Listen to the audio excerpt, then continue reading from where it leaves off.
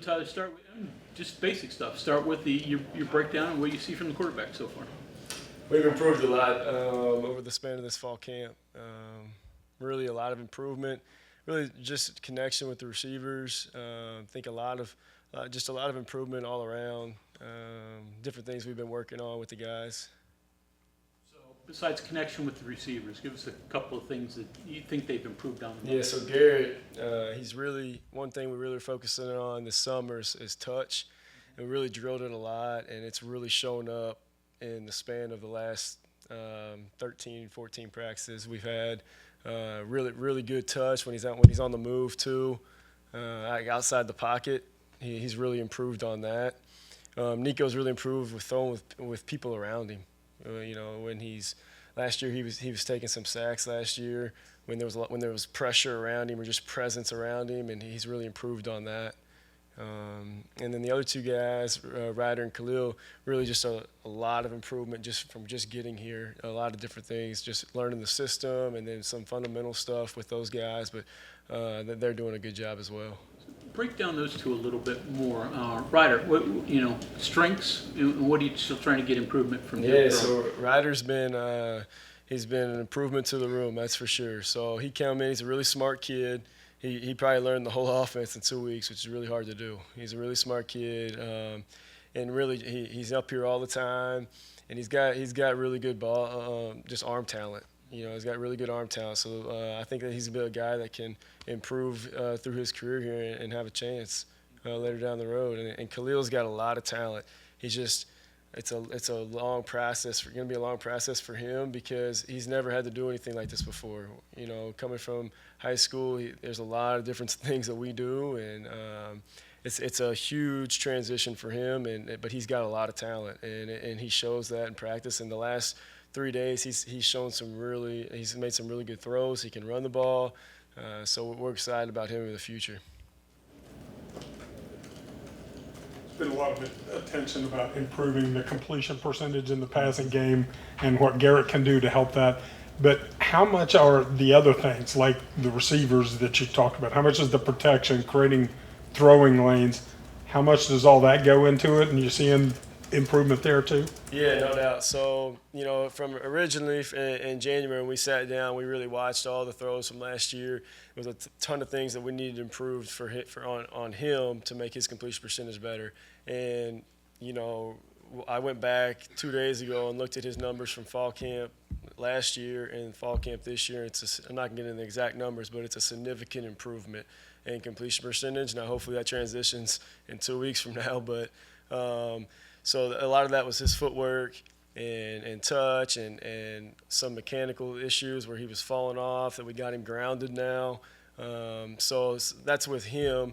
And protection and being on the same page with the receivers is also another thing too. And the one thing though, we want him to go play free. So if he can't see or if it's not there, we want him to go play, and that's where a lot of his big plays come on scrambles and stuff a lot of times. Receivers, you mentioned the timing, obviously, but is it presenting themselves, making catches, other little technique things that play into that? I think just being with those guys and routes on there, and then really when we go one-on-ones and throwing with those guys when they have a DB on them, and just the timing of how that can change.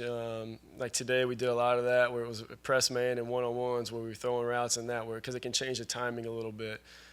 So I think that's been a big improvement too. We made some really good throws today doing that.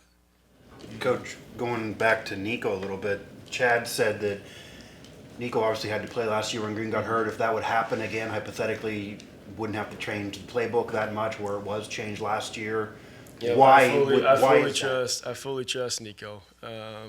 He in the last 12 months, he is a completely changed quarterback, mentally. Physically throwing the ball, it's huge mentally. I fully trust him if he had to go in and play. And I tell him that, and he knows the 2 games that he played last year were not good enough, and that he didn't play very well. And he knows that, and he's a completely different quarterback now. And if we were to get into a situation where he needed to play, fully trust him with the offense, and there shouldn't be any changes. How much does the availability of Ryder free up what you guys can call with Nico? Because last year it had to guard him a little bit. That was a huge reason why we went and got Ryder. And we feel really good about if there was a situation where Garrett can play for a play or something and Nico had to go in, there would be no change in the offense. That we could run it completely how we should with Nico in the game, and there should be no changes and nothing held back, because we feel that, if Ryder had to play, that we could function the offense as well. And he's shown that over the span of fall camp, and so we feel good. We feel good about where the room is right now. We really do, and that's why we had to go get him. Tyler, you have a quarterback who, I don't want to say takes risks, but is always in peril when he's running the ball. How do you handle him approaching that? Yeah, so you gotta be careful, because you don't want to take that away from him, because that's what makes him a great player, his ability to play free and stuff. So you don't want to take that away from him. But at the same time, you have to teach him when to take risk and when not to take risk. Of when can you just run out of bounds or slide, or when you need to really go get the first down or go really score a touchdown and take a chance. So there's situations that we watch and we talk through, but I definitely don't want to take away his ability to go play free and make plays that you can't coach. Is he calmed down to the point now in his career that he can actually recognize those?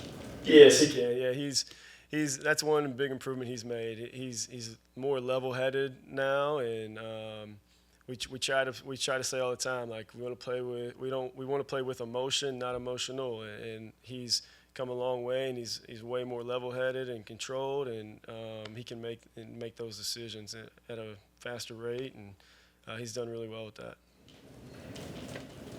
Tyler, you guys do just a ton of throwing in practice, it looks like, but just notice that, like, the running backs are involved in all that stuff, and I figured they have a spot, but it didn't seem like that was something you guys did very well or very often last year, trying to get the ball to CJ or Jaheim. But when it hit, it was pretty good. Is that just a hard part of the offense to initiate? No, it's not. If you look at Josh's stats from last year, he had like 4 catches, and 3 of them were like huge touchdowns. A 75-yard one versus Cincinnati, the big one at Baylor to end the game. And a lot of that had to do with Josh was really young. We had to bring him along, and then towards the end of the year, he got more involved in the pass game. And CJ's really good at catching the ball too, as he started as a tight end. And they are a piece of the offense that we do want. That is something that we've emphasized, trying to get them the ball more in the pass game. But I think what our plan in place with our offense is that is a piece of it, and it might not have shown much last year, but it's something that both those guys can do, and something that we'll continue to work on and having that game plan. As a former quarterback, as a coach, how do you coach that throw? Because it's so different. Coming out of the backfield into a flat versus something vertical down the field to a guy who's bigger. You have better reps with, I'm guessing, no too. doubt. So yeah, we talk about it all the time, and we work it in individual drills, and we work at throwing with touch and not throwing too far in front of them. They're not receivers, and more putting it on the running backs. You don't want to lead them too far down the field. You want to put it on them. So it's something that we work and we watch and we talk through it, and then we work it with those running backs every day. They're in routes on air just like the receivers are, and if there's a play for them that day, or if they're in the progression, they're there at routes on air, so we're throwing it to them. Tyler, the unusual aspect of Garrett is, I know you want to improve his completion percentage, but he had a very low interception percentage and was really good on deep balls. Those seem to conflict. Do they? Yeah. Is it just unusual for him, or explain that if you could? No, last year he really only had 4 interceptions last year, and that's pretty good for a power 4 quarterback. That's very little, and we want to continue to do that. And in practice, we let him take chances and see what he can and can't do, and I think that's part of it too. In practice, you let him take chances and see what throws he can make and what throws he can't make. And then in the game, we really tone that back. We're okay if you. Now you know which ones you can make, now you don't. So let's make the ones you can. And, the deep ball game is something we've continued to improve, and he's gotten way better at than last year. Everyone talks about how good he was last year, but he also missed a lot, and he knows that, and we feel like we've really improved that, so we hope those numbers go up as well. which will also help the completion percentage numbers go up too. Coach, even though kind of a new role for you, you've obviously been around Green in the program a while. How has coaching him this year been different than in the past, and kind of off of some of the coaches have talked about that they don't have to do the 101 class this year because these are more experienced players? Has that Yeah. allowed you to go to a different level of coaching?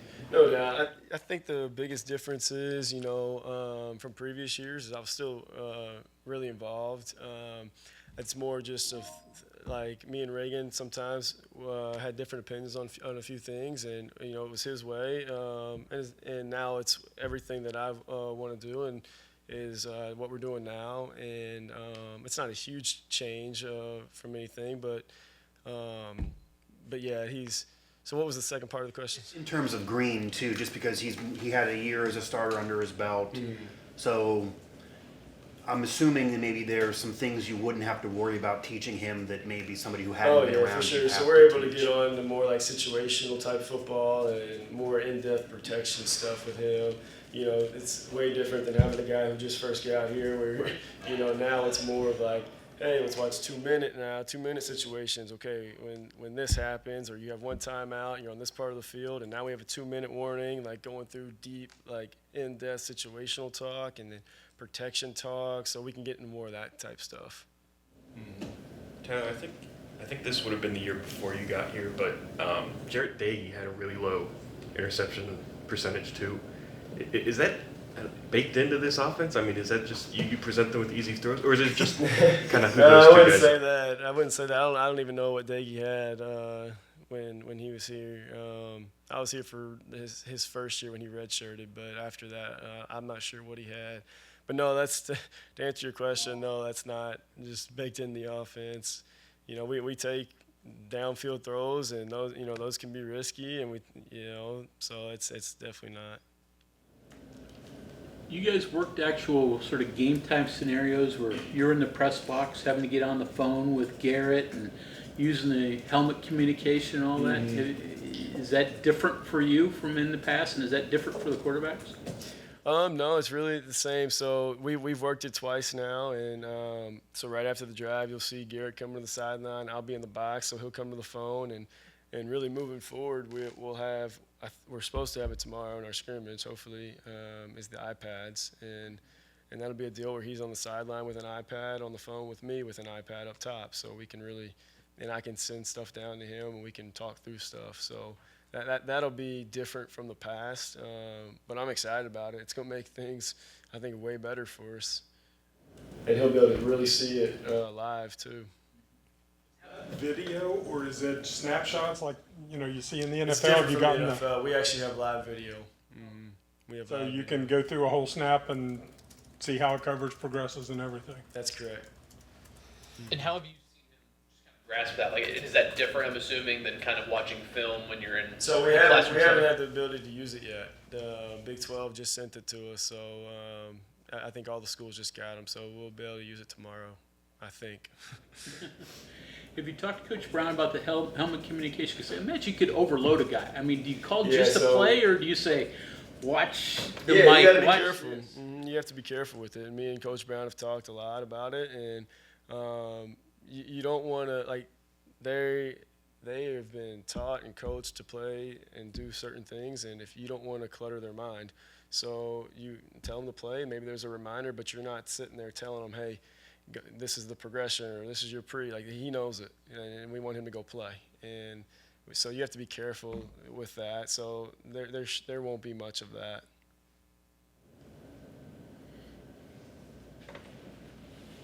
Red zone wise, how have you tried to work on red zone success? Because that was something that was a big theme. Wasn't good enough last year. Trying to improve it this year. Yeah, it's been Where's a big, that? Yeah, it's been a big deal for us this year through fall camp, and we spent a lot of time in the red zone in fall camp and improving that, and then our individual drills will work a lot of that in the red zone too, where we're throwing over nets where there's a lot of people, so we'll throw over nets into bucket net stuff, or we can work on our touchdown there and different things, and I think we've really improved in the red zone.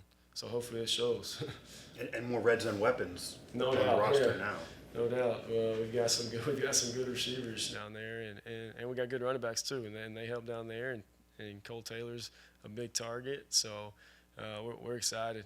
You know, we feel like we've got a lot of people to really get the ball to. A couple weeks ago said that the scouting report against the offense last year was to man up, go zero against you guys, and make in the passing game. Eventually, quarterbacks, when they get good enough, they kind of embrace that. They want to see the blitz, the man. Yeah, no doubt. Do you see that from Garrett? And I'm assuming you guys are working that a lot. How's Oh he yeah, working? if people want to go zero against us, come on, come on. He's ready for it. You know, he can make every throw, and you better tackle him because if you don't, he's going for a long ways. Quarterbacks, some of the walk-ons. Mention, what you're seeing out of some of those guys. Yeah, so Scotty King, he's been here for a few years now, and right now he'd probably be next up, and then Jackson Chris, his dad's a coach, so really trying to, bring him along. Just in the middle side of the game, he can help on the sideline some. And then Abe Fenwick, he just got here, so we're really just trying to just get him to learn the offense right now and bring him along. But yeah, that's kind of where we're at with the room.